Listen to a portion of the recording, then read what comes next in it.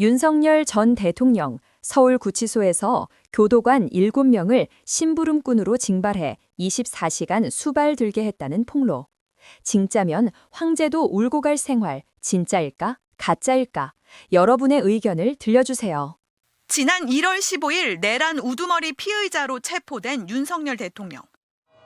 구속 취소 결정이 나온 3월 8일까지 현직 대통령 신분으로 52일간 서울구치소에서 먹고 자며 3평 독방에서 생활했습니다. 그런데 윤 대통령이 출소한 지 한 달 뒤인 지난 4월, 현직 교도관 인증을 받아야 접속할 수 있는 온라인 게시판에 글이 하나 올라왔습니다. 탄핵 후 법무부에서 감사해야 할 일들이란 제목의 글에는 윤 대통령 수감 기간 동안 구치소 측이 교정 보안 직원 7명을 징발해 심부름꾼과 사동 도우미로 부렸다는 내용이 담겨 있었습니다. 그러면서 직원들을 3부제로 24시간 동안 윤 대통령의 수발을 들도록 지시한 근거가 무엇인지, 책임자는 누구인지 조사해 처벌해야 한다고 촉구했습니다. 헌법재판소에 출정할 때마다 말끔했던 윤 전 대통령의 모습에 대해선 교도관도 의문을 제기했습니다.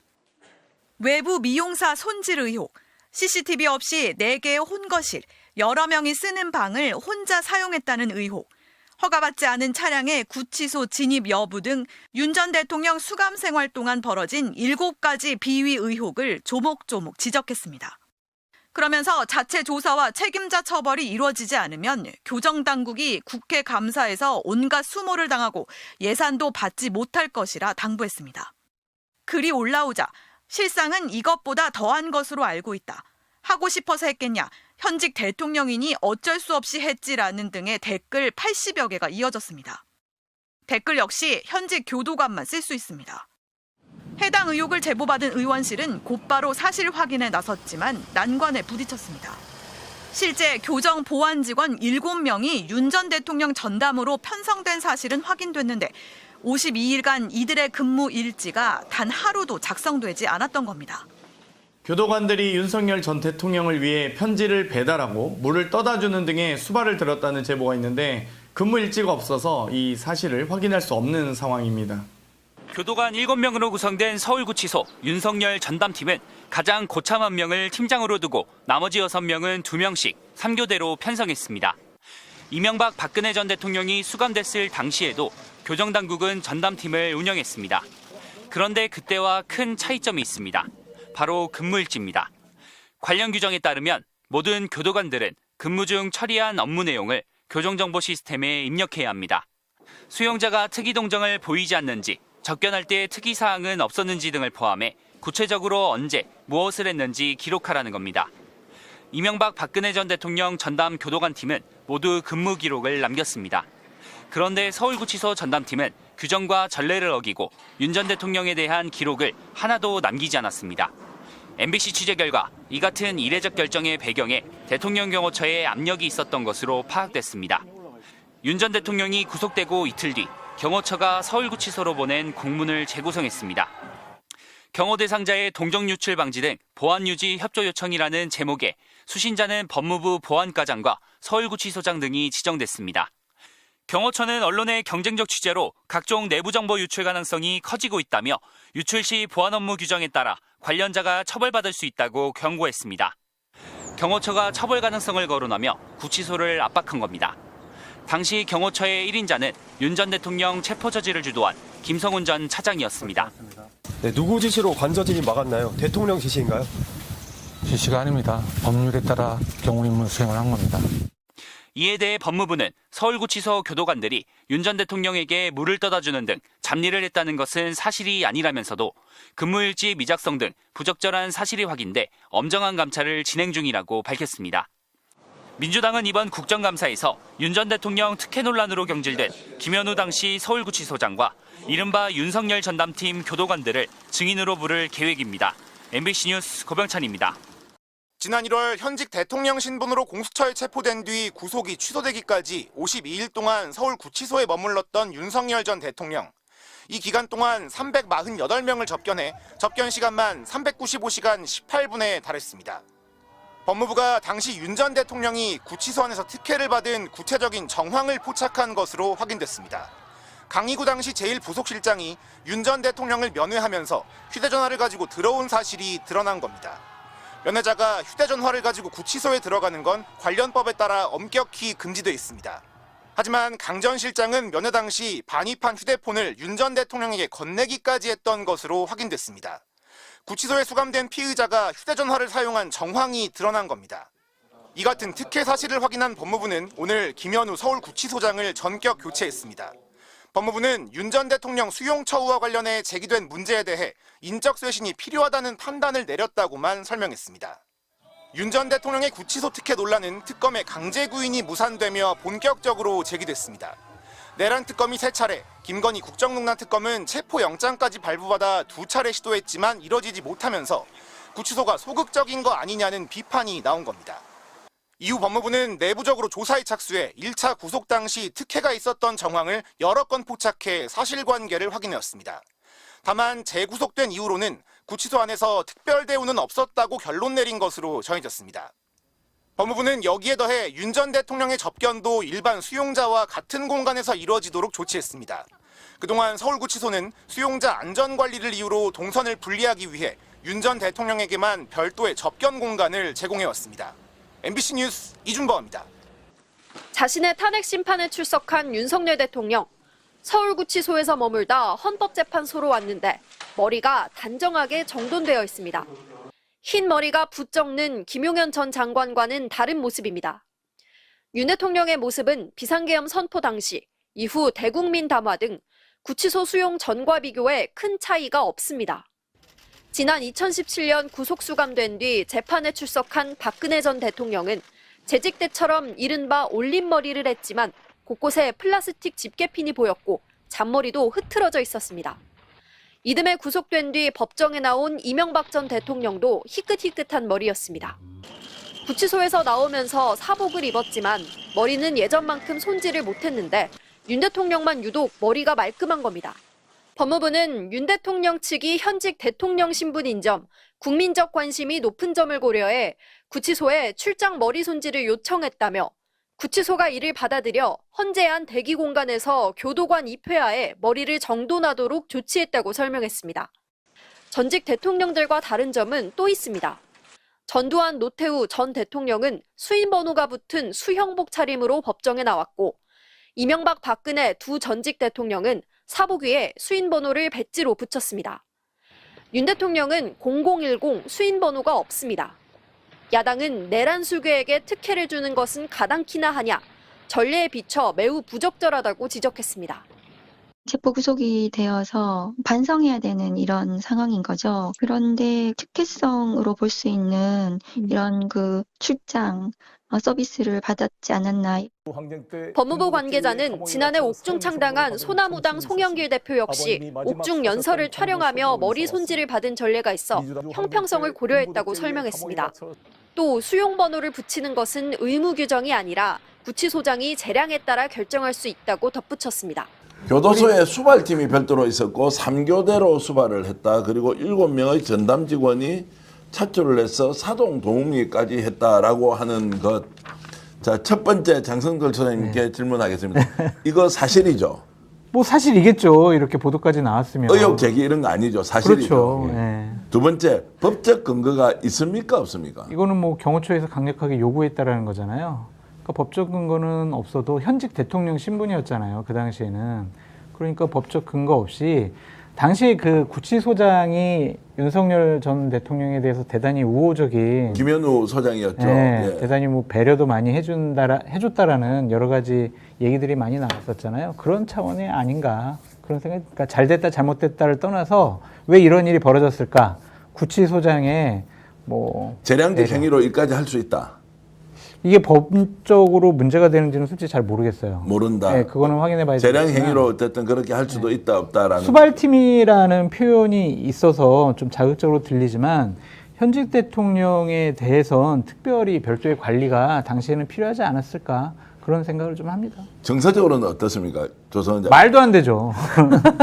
크게 말씀하시는군요. 말도 안 돼. 네, 내란 수괴였습니다. 그러니까 이게 현직 대통령이라고 하는데 저는 제가 늘 자주 얘기를 하지만 그 현장에서 처결을 했었어야 되지 않는가라는 생각을 해요. 이게 너무 그러니까 내란 수계를 갖다가 너무 그 헌법과 이제 법률의 정신에 따라서 너무 그동안 우리 그를 보호했지 않는가라는 생각을 하고 있었고요. 그리고 저는 그 이런 모습들을 보면서 친일 쿠데타가 정말 얼마나 이 나라의 국가의 위태로운가라는 것을 이제 다시 이제 생각을 했습니다. 그리고 제가 생각했을 때는 우리 그 장성철 소장님께서는 이제 뭐 법률이나 어떤 정확하게 어떤 그 뭐 법률 위반까지 했는지는 모르겠지만 충분히 이제 어떤 현직 대통령의 어떤 체포였기 때문에 이런 부분들이 있는데 저는 그럼에도 불구하고 이제 영장을 통해서 그리고 이제 분명히 탄핵으로 직무 정지가 됐던 그 대통령이었고 그다음에 사실 그 구치소 같은 경우에 다 미결수 아닙니까? 그냥 어쨌든 확정 판결을 받지 않은 사람들이 언제든지 무죄가 될 수 있는 사람들인데도 이 구치소만의 룰이 있다는 거죠. 근데 이제 그 24시간 그 수발을 받았던 그 이 교도관들이 뭐 3교대까지 하고 뭐 7교대 뭐 이런 식으로 했다는 것은 뭐 특혜 정도가 아니라 사실은 저는 이 당시에 그 분명히 내란 재판도 이미 시작을 하고 기소가 된 상태였었고 하기 때문에 저는 이거는 강력하게 사실 그 감찰을 해야 된다. 감찰해야 되는 것이고 저는 이 부분은 단순히 그 어떤 그 뭐 재량상을 떠나서 경호처나 어떤 그런 부분에서 강요나 혹은 이제 뭐 협박이나 왜냐면 총 들고서 쳤던 사람들이고 그때 뭐 1차 구속 당시에도 막 소총 뭐 200정을 막 그 구입을 하면서 하려고 했기 때문에 그 일반 교도관들에게 정상적 지휘 관계가 있었나 그런 것들도 전반적으로 한번 다 살펴봐야 된다. 이게 그 현직 대통령으로서 구치소에서 구속 수감된 게 처음 있는 일이잖아요. 그러니까 법적인 제도와 규정이 없었을 거예요. 어떻게 이제 처우를 해야 된다라는 것. 그러니까 그것이 구치소장의 재량권으로 해석될 수 있는 부분이 있을 거고 경호처의 압박, 경호처의 뭐 매뉴얼 그렇게 이제 요구를 했을 수 있을 거는 같은데 정서적으로 보면야 계속 원산폭격 시켰어야죠. 아니 근데 그 결정을 서울구치소장이 혼자 할 수 있느냐는 거예요. 그 구치소에- 시점에 네. 경호처가 요구를 했다고 하더라도 네. 구치소 갈 수 있느냐. 당연히 교정본부가 있을 거고 그 위에 법무부가 있을 거 아니에요. 근데- 그러면 그걸 물어보지 않고 이걸 어떻게 처우하는 것이 맞다 안 맞다 알아서 하라. 그런데 이제 상교대로 7명씩 붙여서 시중을 들게 한다. 그 당시 한번 생각해 보세요. 예. 그 당시는 이제 윤석열 정권이었잖아요. 예. 법무부 장관도 윤석열 대통령이 박성준 임명하던 장관이었고, 사람이 계속 예. 임명돼 있었고 네. 그리고 뭐 교정본부장도 그렇고 그렇기 때문에 그냥 구치소에서 이렇게 좀 배려하겠습니다라고 하면 어디서 태클을 걸 만한 견제 세력이 없었던 것 같아요. 네. 이것이 이제 그 당시 외부로 밝혀져서 국회에서 이건 문제 제기를 하면야 그 정지됐겠지만은 이건 철저히 비밀로 붙였었던 거 아니에요? 예. 결국 내부에서 이제 그거에 폭로가 나와서 이게 지금 다 드러난 건데. 네. 어떻게 봐야 됩니까? 그러면 윤석열이 일으켰던 것에 대해서 임명을 받은 이제 소위 말하는 임명직 공직자들이 여기에 대해서 뭐 이재명 그 어쨌든 이제 윤 정권에서 일어났던 일에 대해서 충분히 양해하고 이렇게 해줄 수 있다라고 판단. 그것도 이상하잖아요. 이상합니다. 예. 일단 3교대 근무라고 하면 8시간씩 근무하는 거를 말하는 것 같은데 뭐 간호사입니까? 3교대 근무. 간호사분들이 보통 병원에서 3교대 아주 경무를 하시죠. 그러면 그 저도 병원에 그 뇌경색으로 입원을 해본 사람으로서 4교대 했으면 정말 좋겠다. 4교대 했으면 좋겠다. 내가 맨날 그랬거든요. 4교대 하면은 자기네들도 좋지요. 이러면서 뭐 웃고 그러던데. 그러면 이래 보십시다. 밤 9시부터 새벽 5시까지 변호사 접견할 때는 교도관이 무슨 필요가 있는데요, 그러면. 네. 하는 말이. 왜 내가 자, 변호사를 접견해서 온갖 사람들 다 접견해가 몇천 시간을 그렇게 접견을 했단 말이죠. 그럼 교도관이라는 거는 그 옆에 무슨 비서처럼 있었다는 겁니까? 아니면 경호관이 있었다는 겁니까? 도대체가 저는 이해도 안 되고요. 이거를 오늘 폭로한 그 국회의원이 장경태더라고요. 장경태가 이거 얼마나 흥분을 하면서 또 이걸 폭로를 했을까? 제가 그 생각이 들어요. 근데 근무일지를 안 썼다는 거죠. 어떻게 근무일지를 안 쓸 수가 있습니까? 안 그렇습니까? 그 어떤 일이 있어도 근무일지는 써야지. 경호처가 강력하게 요구해서 근무일지를 안 썼다? 그러면 윤석열이 어떻게 뭐 자살 시도를 해도 뭐 몰랐다는 얘기, 우리는 모른다는 얘기 아니에요. 말도 안 되는 소리 하고 있네. 내가 그래가지고 참. 자, 그래서 이거 어떻게 해야 돼요? 지금 이제 뭐 감찰을 하고 뭐 수사를 하고 이거 제대로 한번 다루어서 당사자들에게 책임을 물어야 한다 아니다. 해야 되겠죠. 해야 되는데 처벌 규정이 저는 부재할 것 같아요. 이 부분은. 예. 그렇기 때문에 그냥 국회에서 지적을 하고 문제 삼는 그 수준으로 끝나지 않을까 그런 생각이 듭니다. 예를 들면은 예. 뭐 현직 대통령 24시간 수발드는 교도관이 있었다. 그렇게 특별 면회도 새벽 5시까지 시켜줬다. 이런 것에 대한 처벌 규정이 있겠냐고요. 없을 거예요. 현직 대통령이기 때문에. 그래서 이 부분을 어떻게 뭐 여러 가지로 법적으로 문제 삼기는 쉬워 보이진 않는다. 그런 감찰해가지고 뭐 징계는 할 수 있겠죠. 그 서울구치소에서 나온 이 충격적인 어떤 제보의 형태의 글을 좀 소개하겠습니다. 그러니까 교도관이어야 인증을 받을 수 있고 그 인증을 받아야 직접 접속할 수 있는 온라인 게시판에 익명으로 올라온 글이 있었습니다. 지난 4월에 현직 교도관이 올린 글인데 탄핵 후 법무부에서 감사해야 할 일들. 이 감사라는 건 땡큐가 아니라 감사받는다 할 때 그 감사를 얘기하는 것 같은데요. 아시다시피 지난 1월부터 시작해서 3월까지 윤석열의 그 1차 구속 당시에 서울구치소가 교정 보안 직원 7명을 징발해가지고 뭐 심부름꾼이나 사동 도우미처럼 24시간 윤석열의 수발을 들도록 했다라는 내용이 주 내용입니다. 왜 7명인가 봤더니 1명이 팀장이고 나머지 6명이 2인 1조로 3교대, 그러니까 24시간 8시간씩 돌아갔다는 거예요. 이 이야기를 좀 해볼까 하는데 말씀드린 순간 우리 장윤선 기자가 도착하셨습니다. 어서 오십시오. 늦었습니다. 아이, 별 말씀을. 예. 네. 교통 사정이 요새 또 어려우니까. 아니, 예. 브리핑 듣고 좀 얘기하느라고 예, 늦었습니다. 예, 고생하셨습니다. 자, 뭐 뉴스들은 이미 다 알고 계실 테고. 자, 서울구치소 교도관이니까 이 온라인 게시판에 지금 글을 쓸 수 있었던 거고. 그렇죠. 본인이 직접 경험했던 바라고 이해가 됩니다.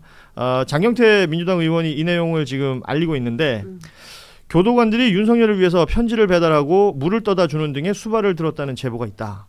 그리고 실상은 이것보다 더한 것으로 알려져 있다. 뭐 이런 내용들이 있습니다. 그리고 이 글을 올린 이후에 댓글들이 또 달려요. 역시 댓글들도 인증받은 교도관들이 쓸 수 있는 건데 뭐 하고 싶어서 했겠냐. 현직 대통령이니 어쩔 수 없었을 것이다. 뭐 등등의 댓글도 달린다고 합니다. 법무부가 이 내용을 일단은 감찰 중이라고 하는데요. 이걸 어떻게 봐야 돼요? 이게 심각하다고 뭐 좀 이따 또 얘기해야 되겠지만 기록도 안 돼 있어요. 그래요. 기록이 그 필요한 얘기까지, 얘기 좀 이따 해야 되는데 그것도 문제지만 실제로 이게 아주 뜬 소문이나 헛소문은 아닌 것 같습니다. 그게 검증이 되는 사람들이 글을 쓰는 거기 그렇죠. 때문에 예. 그 소문들이나 이런 것들을 아마 또 직무를 했던 사람이 아마 얘기했던 거를 듣고 올렸을 가능성이 높고 감찰을 이제 해야 되는데 그러면 담당자들 찾아내야 돼요. 그 담당자한테 얘기하면 얘기하기 쉽지는 않을 겁니다. 왜냐하면 본인도 범죄가 되거나 징계 사유가 될 수 있기 때문에 숨지 않을까 싶고요. 그렇기 때문에 사실 기록을 해놔야 되거든요. 예. 이전에 다 기록을 했는데 근데 이거는 뭐 지금 보면 지금 드러난 것만 편지 배달 물심부름이겠지만 더 있을 가능성이 매우 높지 않겠습니까? 그렇습니다. 예, 그것도 술심부름, 담배심 안 피나? 뭐 먹는 거라든지 예. 아니 기어 나간다든지 이런 것들까지 했을 가능성도 배제할 수는 없는 거거든요. 그러니까 단순한 감찰 문제, 이제 감찰이라는 게 필요한 건 사실관계 확정을 위해서는 당연히 필요한 거고요. 예. 지금 이 상황이 범죄 상황이라는 거를 정확하게 인식을 해야 되거든요. 이제 직권남용죄라는 게 의무 없는 일을 하게 하는 게 직권남용죄고요. 네. 직무유기죄라는 게 의무 있는 일을 안 하면 직무유기죄인데요. 지금 그 대상이 공무원이건 누구든지 간에 지금 특정인이 이런 일을 해라. 그러니까 자기들끼리 자발적으로 하지는 않았을 거 아닙니까? 분명히 뭔가 이 7명에 대한 조직이라든지 어떤 윤석열 씨에 대한 편의를 제공해 주는 데 있어서 이것을 그 의무 없는 일을 시킨 사람이 존재를 할 겁니다. 예. 거기에 대해서는 이제 직권남용죄가 바로 적용이 되는 거고요. 뭐 일지를 작성하지 않았다라든지 교도관으로서의 의무를 이행하지 않은 부분은 직무유기가 되는데 여기서 제가 이제 좀 그 말을 첨언해드리고 싶은 게 이게 직권남용이라는 거를 가장 저지르기 쉬운 조직이 있어요. 대한민국에. 그게 두 군데의 조직인데 하나가 국정원입니다. 국가정보원. 그리고 또 하나가 대통령 경호처입니다. 대통령 경호처가 여러 가지 일들을 하다 보면은 이제 막 그 공무원들한테 이렇게 의무 없는 일을 시키는 경우가 많거든요. 그래서 우리 법은 특별히 직권남용죄에 대해서 국가정보원법과 대통령 경호실법의 경호처법에 의해서 이 직권남용죄를 특별히 규정을 하고 형량을 높여놨어요. 국정원 같은 경우는 7년 이하 징역, 그리고 이제 대통령 경호처 같은 경우 5년 이하 징역으로 나가게 되는데 예. 지금 이 의무 없는 일을 하게 만든 지금 아마 대통령 경호처 쪽이 지금 의심을 받고 있다고 생각을 예. 하고 충분히 개연성 있다고 보이거든요. 반드시 사실관계를 파악해서 이거는 단순한 뭐 조사 문제가 아니고 수사 대상입니다 지금. 그러니까 이 교정 관련 일하시는 분들 수용 일지의 중요성을 다들 얘기하시더라고요. 다 적습니다. 이거는 뭐 안 쓸 수가 없는 거라고요. 무조건 적어야 됩니다. 그러니까 반드시 적는 건데 이번에 지금 52일간의 수용 일지가 누락돼 있다는 거 아닙니까? 전혀 한 줄도 적혀 있지 않다는 거예요. 여기에 이제 대통령 경호처에 압박이 있었던 거 아니냐라는 의혹이 있는 것이고, 경호처 압력 관련된 의혹을 MBC가 취재해서 보도한 내용이 있는데, 그러니까 지난 1월 19일에 영장 발부 내고 나서 윤석열에 대해서 구속이 되고 나서 그 이튿날 경호처가 경호 대상자의 동정 유출 방지 등 보안 유지 협조 요청이라는 공문을 서울구치소에 보냈고요. 그 공문 내용을 보면 언론의 경쟁적 취재로 각종 내부 정보 유출 가능성이 커지고 있다라면서 유출 시의 보안 의무 규정에 따라 관련자가 처벌받을 수 있다. 이거 얼핏 보면 협박처럼 보인단 말이에요. 그렇죠. 예. 네. 지금 이 내용을 보냈다는 것이 그러면 그 수발을 들었다고 말하는 7명의 이 교정 직원들이 네. 기록을 남기지 않은 이유가 되지 않겠느냐. 그렇죠. 그렇죠. 보안. 네, 관련해서 제가 오늘 대통령실에 그 브리핑에서 이걸 물었어요. 예. 대통령실에서도 굉장히 그 위중하게 이 사안을 지켜보고 있다. 그리고 뿐만 아니라 이제 지규현 판사 룸사롱 의혹, 뭐 그리고 이제 검사들 집단 행동 뭐 이런 등등에 대해서도 이게 공직기관과 관련된 물론 예, 이제 사법부는 예. 별도의 트랙으로 예. 저희들이 살펴봐야 되겠지만 행정부 안에서 빚어진 이 문제는 묵과할 수가 없는 것이죠. 그리고 감찰로 끝낼 일이 아니라 앞서 변호사님 말씀하신 대로 이것은 수사의 영역이고요. 왜냐하면 지난 2월에 알박기 인사로 김현수 당시 서울구치소장이 임명이 됐어요. 김현우. 김현우. 예, 김현우입니다. 아, 자꾸 예. 김현수라고 그러네. 김현우 수미한 구치소장이 그때 어쨌든 문제적 상황이 돼가지고 지금 다시 수원구치소로 다른 구치소로 이동을 했는데 지금 안양교도소장 안양교도소로 이동을 했는데 당시에도 보면 이제 그 뭐 봐주기 한 거 아니냐 이런 의혹들이 상당히 많이 있었고 특히 교도소 안에 있는 사람이 어디서 저기 뭐 당시에 재판에 헌법재판소에 출석할 때마다 너무나 이제 멀끔하게 하고 나와가지고 예. 뭐 경호처 관계자가 들어가서 해주는 거냐, 그럼 헌재에 와서 누가 도와주는 거냐, 그 도와주는 사람은 누구냐 이런 의혹과 그리고 또 공개하라는 요구가 상당히 빗발쳤습니다. 네. 국회를 중심으로. 근데 알고 보니까 교도소 안에 이게 있었다는 거잖아요. 외부 미용사가 직접 뭐 도와준 흔적 뭐 이런 그 얘기도 것들까지도 했죠. 지금 예. 나오고 있는 것이기 때문에 종합해서 이거는 뭐 법무부가 엄중 감찰도 하겠지만 대통령실에서도 들여다보고 있다고 하니 이 문제는 경우에 따라 수사로 진전될 가능성이 매우 높다. 저는 그렇게 생각합니다. 문제가 큰 곳은 저는 구치소라고 보거든요. 서울구치소. 경호처에서 예. 압력 행사했던 거는 뭐 지금 드러난 사실상 맞다고 보는데 압력을 행사했다 이거 받아야 되나요? 그렇지도 않습니다. 뭐 그거는 그 다름의 문제고 결국은 구치소장이라든지 지금 팀장을 비롯해서 7명이 갔다면 예. 그 사람들을 누가 지시를 내렸고 갔는지 어떤 행동을 하게 시켰는지 등등도 경호처 조사도 필요하지만 구치소 조사가 더 중요한 상황이 아닌가 지금 싶어 들어요. 김현우 구치소장 당시에 네. 얘기를 해주셨는데, 그러니까 장경태 의원이 최근에 열람한 내용이 있다고 해요. 이 윤석열 수용자가 있을 때 수용관리 계획서라는 게 있는데 여기에 일반 접견과는 달리 접견 시간대 외에 접견 실시 등을 허가한다. 이런 내용이 있었다는 잘못된 겁니다. 거죠. 아시다시피 강의구 전 부속실장이 들어가서 뭐 휴대전화로 전화기. 뭐 강아지 그림을 사진 뭐 봤네 보여주고. 어쨌네 뭐 이런 얘기가 있었던 것이고, 접견도 정해져 있는 시간이 아닌 네.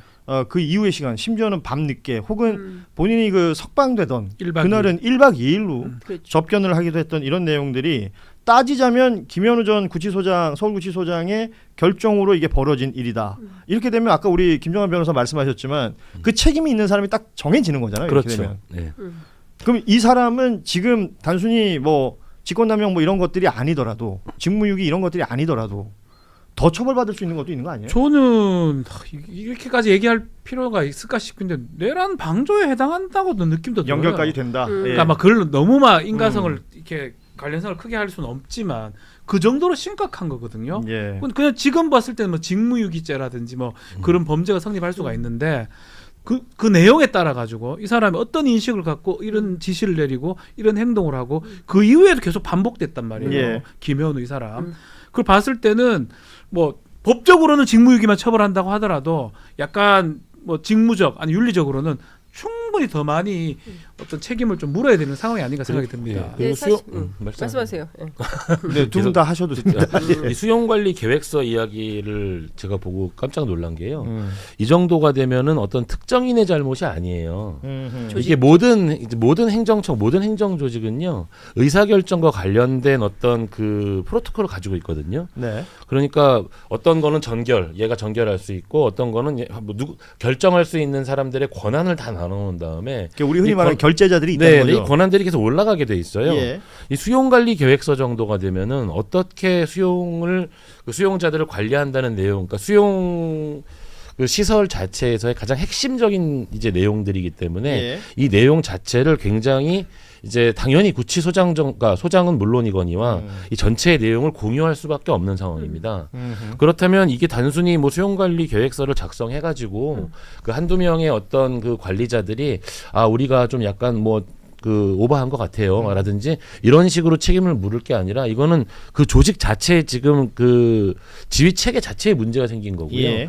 전반적인 그 문제라고 봐야 되는 상황입니다. 지금. 그러니까 일종의 네. 조직 범죄 비슷한 네. 거죠. 그러니까 네. 왜냐하면 계획서 문서 만들어서 실행 계획을 세운 거고 거기에 따라서 인원을 배치한 예. 거고 그 원래 담당하는 업무들이 다 있었을 거 아닙니까? 그 7명의 그렇죠. 인원들이. 예. 근데 이 인원들을 다 빼서 내란숙의 윤석열을 위한 보호 혹은 또 수발용으로 사람들을 뺀 거잖아요. 말하자면 그 특혜를 위해서 이 김현우라는 사람이 앞서 말씀드렸던 그 지시사항을 넣은 거잖아요. 그렇죠. 예. 예. 해줘라 이렇게. 예. 예. 근데 이건 아직 의심입니다. 뭐 확정적으로 얘기할 수 요새 고소고발이 많아서 말을 잘해야 되는데. 아니 수용관리 계획서가 만들어진 건 김현우 소장의 결정으로 벌어진 건 맞는 거죠. 결제 서류도 있는 거죠. 그렇죠. 예. 예. 그러면 이건 왜 이렇게 했을까? 저는 그거를 좀 우리가 짚어볼 필요가 있는데 저는 그 당시에 김성훈 경호차장이 윤석열 다시 돌아온다라고 하면서 경호처 내부도 엄청나게 단속을 했어요. 내부 단속도 하고. 예. 그렇지 않습니까? 그리고 이제 경호관들을 상대로 해서 압박도 하고 겁박도 하고 뭐 회유도 하고 막 이렇게 했었잖아요. 근데 그 맥락으로 이해를 좀 해야 될 것 같다.